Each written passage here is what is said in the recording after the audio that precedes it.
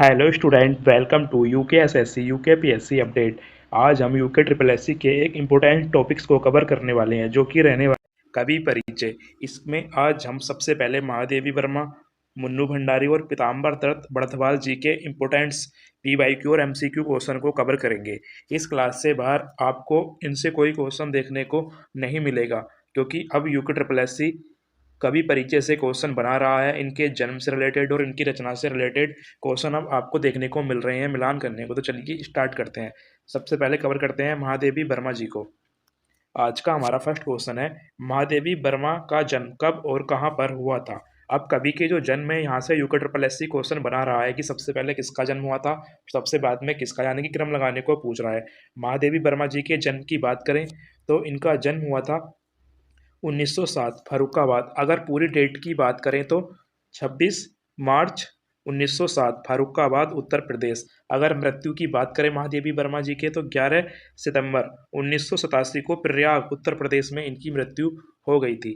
Next question है, निम्नलिखित में से किस पुरस्कार से महादेवी वर्मा को 1982 में सम्मानित किया गया था। 1982 में महादेवी वर्मा जी को कौन सा पुरस्कार दिया गया था। इसका राइट आंसर हो जाएगा ऑप्शन नंबर बी, ज्ञानपीठ पुरस्कार महादेवी वर्मा को 1982 में दिया गया था। और किस रचना के लिए दिया गया था, यामा रचना के लिए। इनकी बहुत फेमस रचना है यामा रचना, आपको ध्यान रखना है। नेक्स्ट क्वेश्चन देखते हैं, निहार किसकी रचना है। तो महादेवी वर्मा जी की रचना है निहार। और निहार महादेवी वर्मा जी की प्रथम प्रथम काव्य कृति है। क्या है, प्रथम काव्य कृति, जिसका प्रकाशन 1932 में किया गया था। ध्यान रखना है, महादेवी वर्मा की प्रथम काव्य कृति निहार है। नेक्स्ट क्वेश्चन देखते हैं, महादेवी वर्मा को हिंदी साहित्य में किस युग की प्रमुख कवित्री माना जाता है। इनको जो माना जाता है छायावादी छायावादी युग की प्रथम कवित्री इनको माना जाता है। अगर इसमें इंपॉर्टेंट फैक्ट की बात करें तो इनको आधुनिक युग की मीरा के नाम से भी जाना जाता है। और कवि निराला जी ने महादेवी वर्मा जी को क्या कहा है, इनको कहा है हिंदी के विशाल मंदिर की सरस्वती। हिंदी के विशाल मंदिर की सरस्वती महादेवी वर्मा जी को किसने कहा है, तो निराला जी ने कहा है। नेक्स्ट क्वेश्चन देखते हैं, महादेवी वर्मा को हिंदी की सरस्वती किसने कहा है। अभी मैंने आपको बता ही दिया है, तो निराला जी ने इनको हिंदी के विशाल मंदिर की सरस्वती कहा है। ध्यान रखना है आपको। नेक्स्ट क्वेश्चन है, महादेवी वर्मा को पद्म विभूषण कब प्रदान किया गया था। तो ये प्रदान किया गया था इनको आपका 1988 में। महादेवी वर्मा जी के पदक की बात करें तो 1982 में इनको द्विवेदी पदक और 1983 में इनको भारत भारती पुरस्कार, जबकि 1956 में इनको पद्म भूषण और 1988 में इनको पद्म विभूषण दिया गया था। और 1997 को इनको कुमाऊं डीएलएड की उपाधि दी गई थी, यानी कि कुमाऊं डीएलएड की उपाधि से इनको नवाजा गया था। ध्यान रखना है आपको, इंपॉर्टेंट है। नेक्स्ट क्वेश्चन देखते हैं, निम्न में से कौन सी रचना महादेवी वर्मा की आत्मकथा रचना मानी जाती है। इसका राइट आंसर हो जाएगा ऑप्शन नंबर डी, मेरा परिवार महादेवी वर्मा की आत्मकथा मानी जाती है। अगर महादेवी वर्मा जी की अन्य कविता संग्रह की बात करें तो इनके प्रमुख कविता संग्रह हैं निहार, याद रखना है आपको, रासमी, निरंजना, संध्या गीत, दीप शिखा, यामा, प्रथम आयाम, अग्नि रेखा इनके प्रमुख काव्य संग्रह है। और इनके कविता की बात करें तो मधुर मधुर मेरे दीपक जल इनका प्रमुख कविता संग्रह है। नेक्स्ट क्वेश्चन देखते हैं, महादेवी वर्मा के किस महिला पत्रिका की संपादिका रही हैं। चांद, जो कि एक महिला पत्रिका थी, इसकी संपादक महादेवी वर्मा जी रही हैं। नेक्स्ट क्वेश्चन, ठाकुर जी भोले हैं, इसका यहाँ पर होगा भोले की जगह भोले, ये थोड़ा गलत टाइप हो गया है। किस प्रकार की रचना है, यह एक बाल कविता है। ठाकुर जी भोले हैं, महादेवी वर्मा की यह बाल कविता है। नेक्स्ट है, महादेवी वर्मा किस वर्ष उत्तर प्रदेश विधानसभा परिषद की सदस्य मनोनीत की गई थी। यह की गई थी 1952 में, आपको ध्यान रखना है। अगर महादेवी वर्मा जी की कहानी की बात करें तो इनकी एक प्रसिद्ध कहानी है गिल्लू, जो कि एग्जाम में पूछी जा चुकी है और आगे भी पूछी जा सकती है। ध्यान रखना है आपको। अन्य इंपोर्टेंट फैक्ट्स क्या है महादेवी वर्मा के, महादेवी वर्मा छायावाद के 4 स्तंभों में से एक मानी जाती है।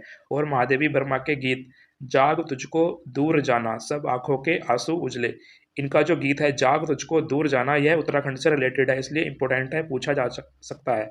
अगर महादेवी वर्मा के निबंध की बात करें तो श्रृंखला की कड़ियाँ और आपदा इनका प्रमुख निबंध है। ये थे महादेवी वर्मा से रिलेटेड इंपॉर्टेंट फैक्ट जो कि एनसीईआरटी में दिए गए हैं, मैंने आपको कवर करा दिया। इससे बाहर आपका एग्जाम में क्वेश्चन देखने को नहीं मिलेगा। अब बात करते हैं मन्नू भंडारी जी की, तो चलिए स्टार्ट करते हैं। मन्नू भंडारी से रिलेटेड आज का हमारा फर्स्ट क्वेश्चन है, मन्नू भंडारी को एक कहानी यहवी के लिए कौन सा सम्मान दिया गया था? इसका राइट आंसर हो जाएगा ऑप्शन नंबर सी, व्यास सम्मान दिया गया था। नेक्स्ट क्वेश्चन देखते हैं, मन्नू भंडारी का जन्म कब हुआ था? यानी कि कहाँ पर हुआ था, कहाँ हुआ था? मन्नू भंडारी जी के जन्म की बात करें तो इनका जन्म 3 अप्रैल 1931 को भानपुरा एमपी में हुआ था, मध्य प्रदेश में हुआ था। नेक्स्ट क्वेश्चन देखते हैं, निम्नलिखित में से कौन सी रचना मन्नू भंडारी की आत्मकथा है? यही सच है, एक प्लेट सैलाब, एक कहानी यह भी, महाभोज। इसका राइट आंसर हो जाएगा ऑप्शन नंबर सी, एक कहानी यह भी है मन्नू भंडारी जी की आत्मकथा है। मन्नू भंडारी जी की अन्य रचनाओं की बात करें तो इनकी जो अन्य रचनाएं और कहानी संग्रह है जो इम्पोर्टेंट्स एनसीईआरटी में दिए गए हैं, यह है एक प्लेट सैलाब, मैं हार गई, यही सच है। और अगर इनके उपन्यास की बात करें, इनके उपन्यास फेमस है जो कि एग्जाम में पूछे जाते हैं। इनका पहला उपन्यास है आपका बंटी, दूसरा है महाभोज, फिर है एक इंच मुस्कान और एक है कलवा, यह भी इम्पोर्टेंट्स है। महादेवी वर्मा के नाटक की बात करें तो बिना दीवारों का घर, रजनी दर्पण इनकी प्रमुख आत्मकथा है और नाटक है। नेक्स्ट क्वेश्चन है, मन्नू भंडारी का उपन्यास आपका बंटी किस वर्ष प्रकाशित किया गया था? अभी आपको मैंने बताया है ना, आपका बंटी जो कि 1971 में प्रकाशित किया गया है, इंपोर्टेंट्स है और एग्जाम में पूछा जा चुका है। नेक्स्ट है, मन्नू भंडारी के उपन्यास महाभोज का प्रमुख विषय क्या था? इनका जो प्रमुख विषय था ये था राजनीतिक और शिष्टाचार। ध्यान रखना है, आपको पूछ सकता है एग्जाम में क्योंकि डीप जाकर क्वेश्चन बना रहा है। नेक्स्ट क्वेश्चन है, यही सच है कहानी पर आधारित कौन सा नाटक लिखा गया है? इसका राइट आंसर हो जाएगा ऑप्शन नंबर सी, रजनी। यही सच है एक कहानी पर नाटक लिखा गया है। नेक्स्ट है, तीन निगाहों की एक तस्वीर किसकी रचना है? यह रचना है मन्नू भंडारी जी की, इंपॉर्टेंस है।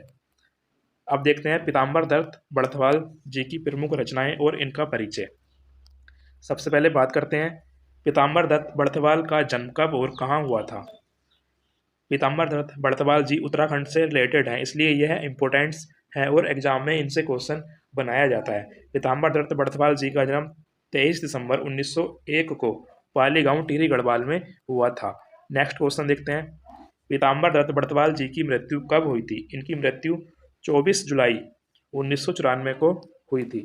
नेक्स्ट क्वेश्चन देखते हैं, पीताम्बर दत्त बड़थवाल को हिंदी साहित्य में किस उपाधि से नवाजा गया था? इनको जो उपाधि दी गई थी, यह दी गई थी हिंदी का पहला शोध विद्वान इनको कहा गया है और उत्तराखंड हिंदी के प्रथम शोध विद्वान भी पीताम्बर दत्त बड़थवाल जी को कहा गया है। ध्यान रखना है आपको। नेक्स्ट क्वेश्चन, हिंदी में डिलीटेड शोध उपाधि पाने वाले प्रथम व्यक्ति कौन थे? पीताम्बर दत्त बड़थवाल जी। नेक्स्ट क्वेश्चन देखते हैं, बड़थवाल जी ने हिंदुस्तान नामक किस भाषा की पत्रिका का संपादन किया था? इसका राइट आंसर हो जाएगा आपका ऑप्शन नंबर बी, अंग्रेजी। नेक्स्ट क्वेश्चन है, पीताम्बर दत्त बड़थवाल द्वारा संपादित अंग्रेजी मासिक पत्रिका का नाम क्या था? हिंदुस्तान इनकी मासिक पत्रिका का नाम था। ध्यान रखना है आपको। नेक्स्ट है, किस वर्ष पीताम्बर दत्त बड़थवाल जी ने काशी विद्यापीठ से विविध की उपाधि प्राप्त की थी? इसका राइट आंसर हो जाएगा आपका ऑप्शन नंबर बी, 1933 में। नेक्स्ट क्वेश्चन है, पीताम्बर दत्त बड़थवाल ने अंबर नामक बाल पत्रिका में क्या कार्य शुरू किया था? इन्होंने इसमें कविता लेखन शुरू किया था। नेक्स्ट क्वेश्चन है, पीताम्बर दत्त बड़थवाल द्वारा संपादित कौन सी हस्तलिखित पत्रिका श्रीनगर से प्रकाशित होती थी? मोस्ट इंपोर्टेंट क्वेश्चन है। इसका राइट आंसर हो जाएगा ऑप्शन नंबर बी, मानसरोवर, जो कि श्रीनगर पौड़ी गढ़वाल से प्रकाशित होती थी। नेक्स्ट क्वेश्चन, पीताम्बर दत्त बड़थवाल ने किस ग्रंथ का संपादन और अनुवाद किया था? इसका राइट आंसर हो जाएगा option number D, W Hunter की रचना द रूरल टेलीग्राम। अगर पीताम्बर दत्त बड़थवाल जी के अन्य इंपोर्टेंट्स फैक्ट की बात करें तो इनकी कुछ प्रमुख रचनाएं हैं। इनकी कुछ प्रमुख रचनाओं की बात करें तो रामानंद की हिंदी रचनाएं गोरखवाड़ी, सूरदास जीवन सामग्री और इनकी एक प्रमुख रचना है मकरंद, जो कि इंपोर्टेंट्स है और एनसीईआरटी में दी गई है, तो इसको पूछ सकता है एग्जामिनर। अगर अदर इंपोर्टेंट्स फैक्ट की बात करें तो पीताम्बर दत्त बड़थवाल जी ने हिलमैन नामक अंग्रेजी पत्रिका का संपादन किया था और इनकी जो श्रीनगर से हस्तलिखित पत्रिका थी यह मनोरंजनी पत्रिका थी। मिलते हैं नेक्स्ट कभी परिचय पार्ट में ऐसे ही इंपोर्टेंट्स विद एक्स्ट्रा फैक्ट क्वेश्चन और पीवाईक्यू के साथ।